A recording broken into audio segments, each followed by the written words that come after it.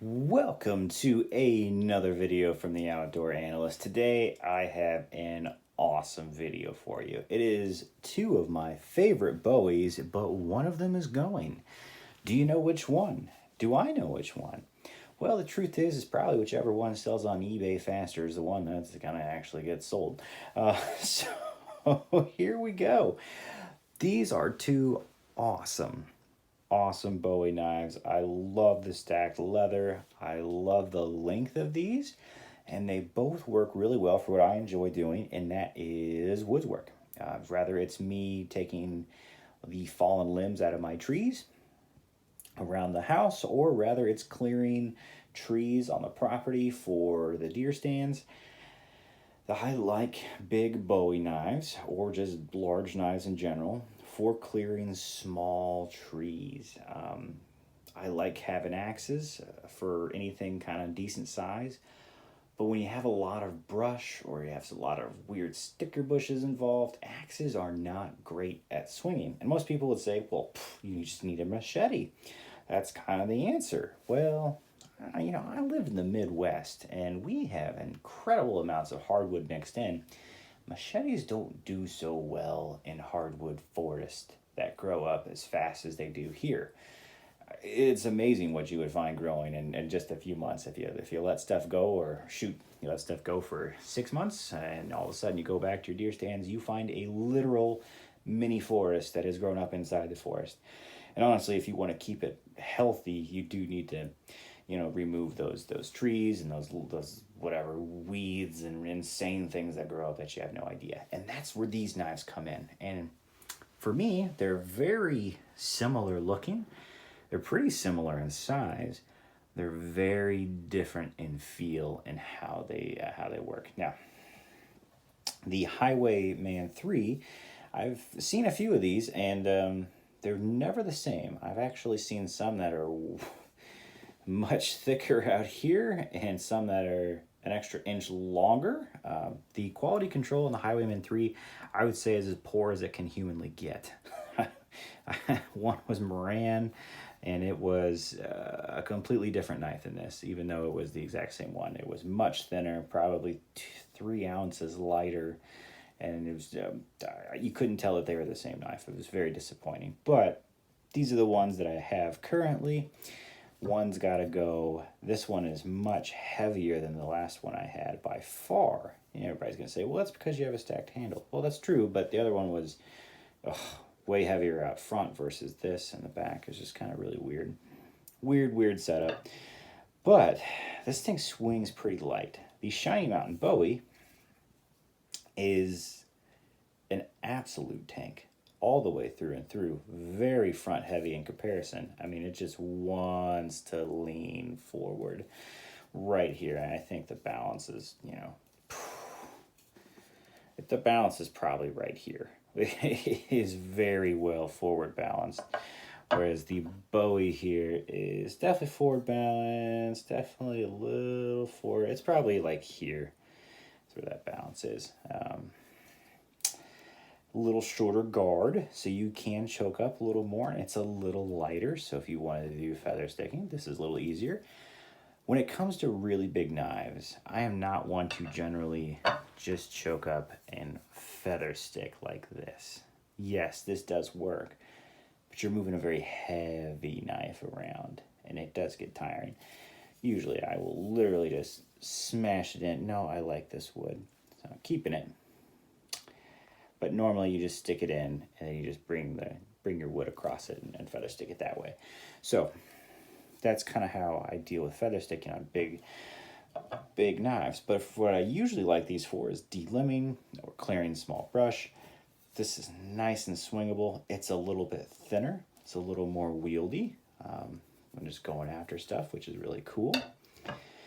This thing's just a tank.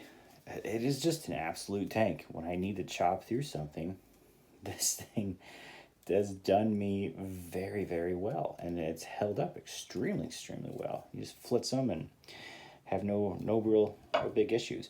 Guard is much larger, a little bit heavier. Surprisingly, the handle is actually a little thinner than on the Highwayman. Bumping cameras here. Difficult when you have knives this size.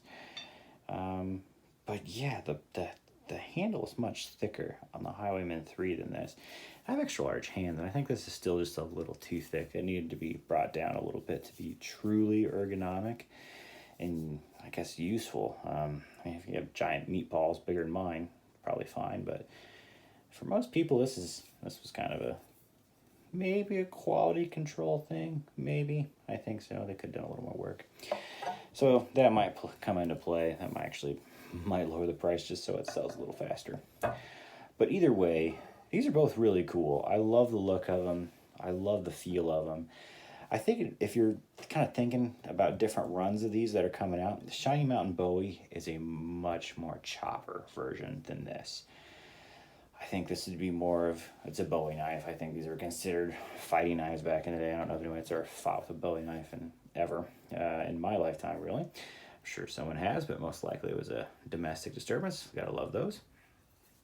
And so for this, to me, yeah, it's definitely more light. It's definitely more wieldable. If you're looking for more at chopping, you definitely want to go with the Shiny Mountain Bowie. Definitely a heavier hitter by far, but it is not going to be nearly as easy to choke up unless you have that guard cut off. And it's still going to be heavier to play with in that way. So just kind of know that. I think it's a little higher up on the grind, so this will go a little deeper into things. I think this will split out a little faster, but I've had no problem splitting wood with either. I think they're both pretty great on that area. The tip on the other Highwayman 3 was incredibly delicate, something to where I wouldn't even baton with it. This one is a little thicker on the end. I think it's just fine. This is much thicker. So if you're looking more for a woods knife, truly, like I'm gonna be batoning wood for my fireplace or a fire pit constantly, Shiny Mountain Bowie is gonna win. This will still do it, but considering the quality control differences in these knives, this is the thickest one. I've seen incredibly thin ones. This is the shortest one, which made it a little thicker, I feel like. The other one was incredibly thin out front, and it was just really weird. Really, really weird differences in the Highwayman 3. So, I don't know. Quality control has definitely skewed my view of this knife. I like this one.